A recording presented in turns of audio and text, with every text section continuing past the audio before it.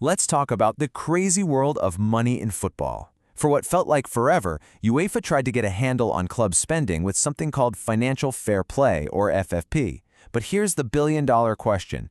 Did any of it actually work? Well, thanks to a massive scientific review, we finally have a verdict. I mean, really think about it. Can you actually put a leash on the world's richest football clubs? An entire industry known for eye-watering transfer fees and jaw-dropping wages? That's the challenge UEFA has been wrestling with for over a decade.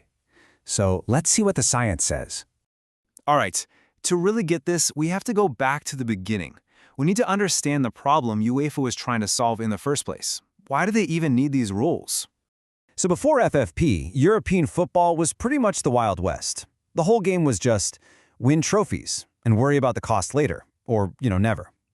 This led to this crazy cycle of overspending, piling up massive debts, and a transfer market that was just spiraling out of control. Clubs were living on the financial edge, constantly being bailed out by super wealthy owners, which, of course, just made the gap between the super rich clubs and everyone else a giant chasm. So, into this chaos steps the first real attempt to fix things. A set of rules I am sure you've heard of, financial fair play. As the crisis got worse and worse, UEFA finally had to step in. They gave FFP the green light back in 2009, and it started rolling out in 2011. And this was a huge deal. It was the very first time anyone had tried to create a unified set of rules across all of Europe to basically force clubs to live within their means.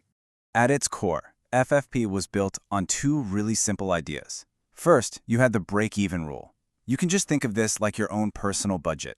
A club couldn't spend wildly more than it was making, from things like TV deals, ticket sales, and sponsorships.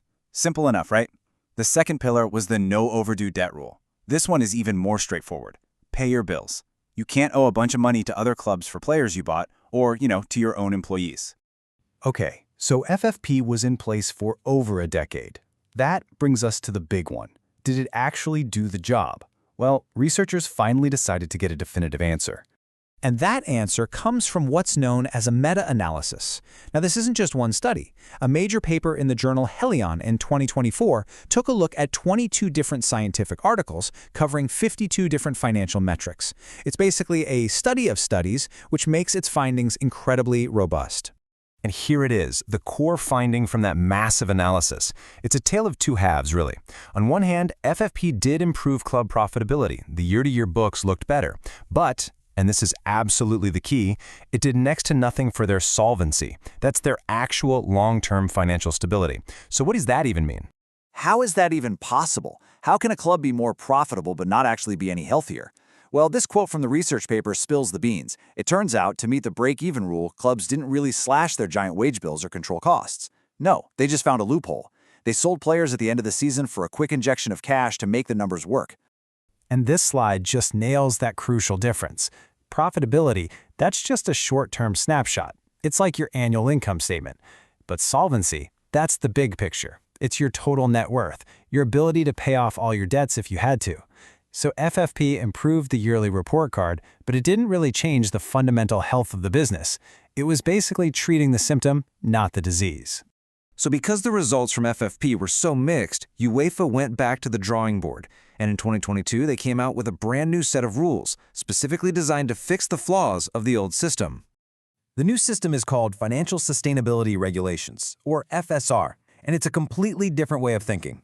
The focus isn't just on balancing the books anymore. It's about getting a grip on the biggest costs in the first place.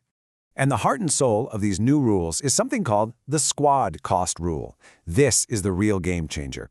It directly attacks the single biggest black hole for money at any club, the players and coaches. You can think of it like a soft salary cap, one that's tied directly to how much money a club actually makes. And 70%, that's the magic number. By the 2025-26 season, clubs playing in Europe will not be allowed to spend more than 70% of their total income on their squad. And that includes everything: wages, transfer fees, and agent fees, all bundled together. It is a hard limit. It's a pretty direct approach, isn't it? It's like your bank saying, okay, your mortgage, your car payment, all your big bills combined, they just can't be more than 70% of your take-home pay. It forces a type of discipline that old break-even rule just couldn't. So, let's tie all of this together and see why this big shift from FFP to FSR could really change the future of football. This really lays out the whole cat-and-mouse game that's been going on. FFP made a rule. The clubs, being clever, found a way to follow the letter of the law by selling players without actually changing their behavior. So FSR is a direct countermove. It closes that loophole by putting a hard ceiling on the exact type of spending that was causing all the problems. So here's the bottom line. UEFA looked at the evidence and learned its lesson. Just focusing on short-term profits didn't actually make clubs stable.